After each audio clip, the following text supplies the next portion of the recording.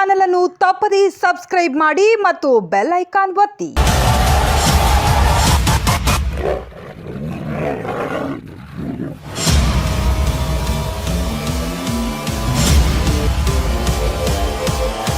ನಮಸ್ಕಾರ ವೀಕ್ಷಕರೇ, ಪ್ರತಿಧ್ವನಿ ಟಿವಿಗೆ ತುಂಬ ಹೃದಯದ ಸ್ವಾಗತ. ವೀಕ್ಷಕರೇ, ಇವತ್ತು ನಾವು ಮುಧೋಳ ತಾಲೂಕಿನ ಕಿಶೋರಿ ಗ್ರಾಮದಲ್ಲಿದ್ದೀವಿ.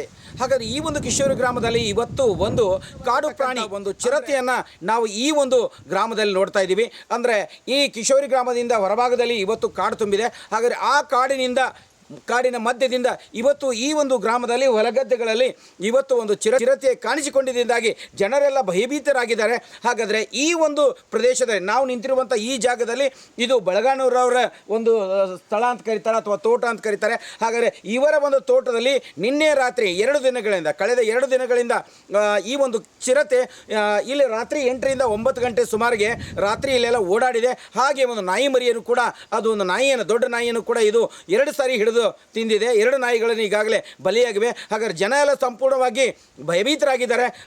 ಅದರ ಕುರಿತು ಒಂದು ಪ್ರತ್ಯಕ್ಷ ವರದಿಯನ್ನು ಇವತ್ತು ನಿಮ್ಮ ಮುಂದೆ ನಾನು ತೋರಿಸ್ತಾ ಇದ್ದೀನಿ. ಹಾಗಾದರೆ ರೈತರು ಕೂಡ ಏನು ಹೇಳ್ತಾರೆ ಅದರ ಬಗ್ಗೆ ಕೇಳೋಣ. ಸರ್ ನಮಸ್ಕಾರ, ಪ್ರತಿಧ್ವನಿ ಟಿವಿಗೆ ತಮಗೆ ತುಂಬ ಹೃದಯದ ಸ್ವಾಗತ. ತಮ್ಮ ಹೆಸರು ಹೇಳ್ತಾರೆ?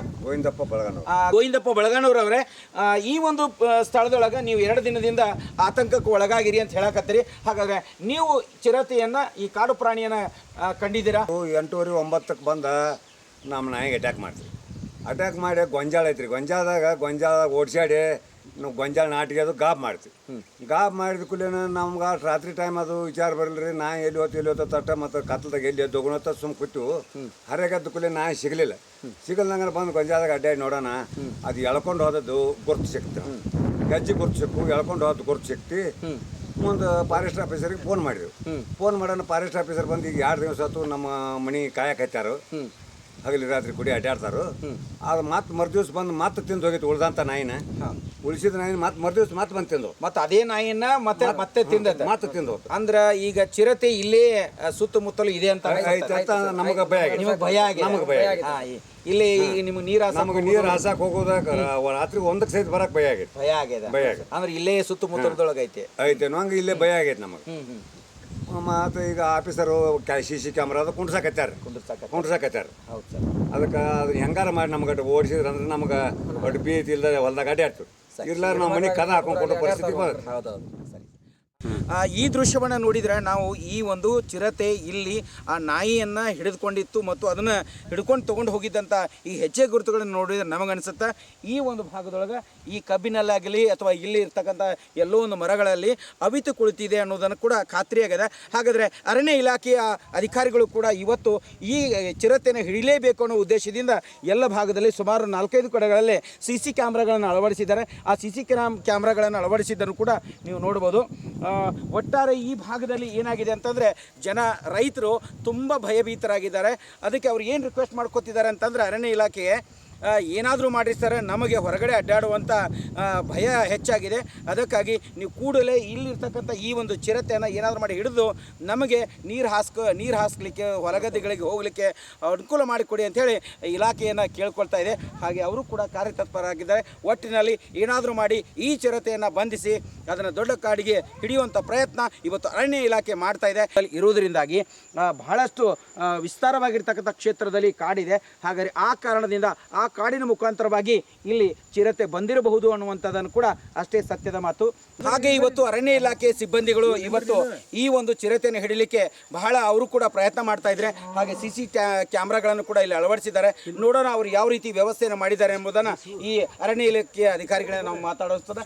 ಸರ್ ನಮಸ್ಕಾರ, ಪ್ರತಿಧ್ವನಿ ಟಿವಿಗೆ ತುಂಬ ನಮ್ಮ ತಾಲೂಕಾ ಅರಣ್ಯ ಅಧಿಕಾರಿಗಳಾಗಿರ್ತಕ್ಕಂಥವ್ರು ಏನು ಮಾಡ್ತಾ ಇದ್ದಾರೆ ಅಂತಂದರೆ ಇವತ್ತು ಸ್ಥಳೀಯ ಒಂದು ಸಿಬ್ಬಂದಿಯನ್ನು ನೇಮಿಸಿ ಇಲ್ಲಿಯೇ 2 ದಿನಗಳಾಯಿತು ಕಾವಲನ್ನು ಇಟ್ಟಿದ್ದಾರೆ. ಹಾಗೆ CC ಕ್ಯಾಮ್ರಾಗಳನ್ನು ಕೂಡ ಅಳವಡಿಸಿದ್ದಾರೆ.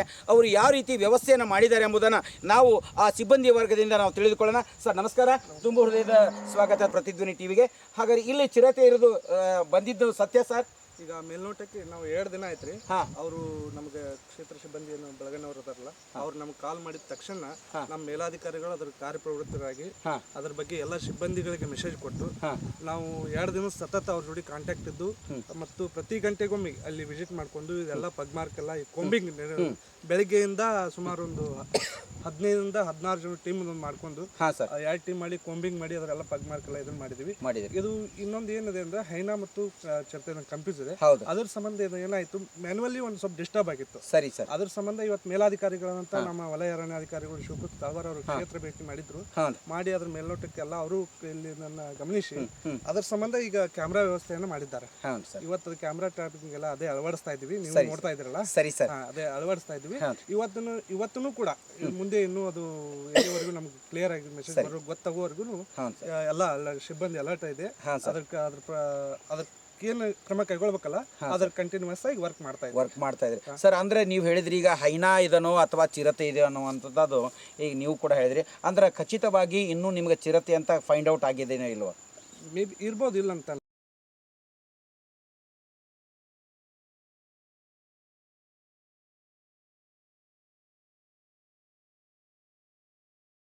ಆದ್ರೆ ಅದೇ ಅದ್ರ ಸಂಬಂಧ ಕಂಪೇರ್ ಮಾಡ್ಕೊಳ್ಳೋ ಸಂಬಂಧ ಕ್ಯಾಮ್ರಾವನ್ನು ಹಾಗಾದ್ರೆ ಅದು ಒಂದು ನಾಯಿಯನ್ನು ಕೂಡ ಅದು ಅರ್ಧಂಬರ್ಧ ತಿಂದು ಬಿಟ್ಟಿದಲ್ಲ ಸರ್. ಅದನ್ನ ನೋಡಿದಾಗ ನೀವು ಅದನ್ನ ಸ್ವಲ್ಪ ಅನಲೈಸ್ ಮಾಡಿದಾಗ ನಿಮಗೆ ಯಾವುದು ದಾಳಿ ಮಾಡಿದೆ ಅಂತ ಸ್ವಲ್ಪ ಮೇಲ್ನೋಟಕ್ಕೆ ನನ್ನ ಅನಿಸಿಕೆ ಚಿರತೆ ಇರ್ಬೋದು ಅಂತ.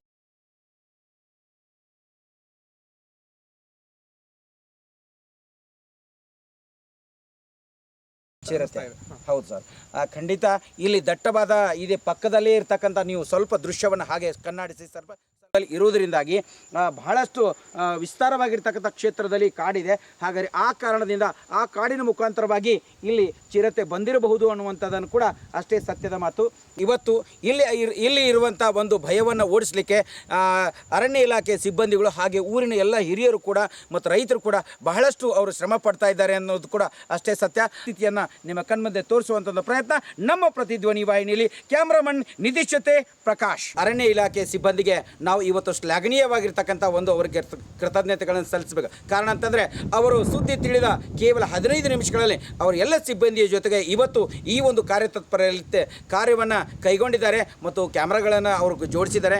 ಹಾಗಾದರೆ ಅಲ್ಲಲ್ಲಿ ಅವರು ಕಾಲುಗಳನ್ನು ಅಂದರೆ ಅದನ್ನು ಬರುವ ದಾರಿಯನ್ನು ಕೂಡ ಅವರು ಹೊಂಚು ಹಾಕಿ ಕಾಯ್ತಾ ಇರುವಂಥ ದೃಶ್ಯವನ್ನು ಕೂಡ ನಾವು ಇವತ್ತು ನೋಡ್ತಾ ಇದ್ದೀವಿ. ಅವರಿಗೆ ನಮ್ಮ ವಾಹಿನಿಯ ಪರವಾಗಿ ಮತ್ತೊಮ್ಮೆ ನಾವು ಅವರಿಗೆ ಕೃತಜ್ಞತೆಗಳನ್ನು ಸಲ್ಲಿಸುವಂಥ ಒಂದು ವ್ಯವಸ್ಥೆ. ಹಾಗಾದರೆ ಸರ್, ಮತ್ತೊಮ್ಮೆ ತಮಗೆ ಅಭಿನಂದನೆಗಳು ಸರ್.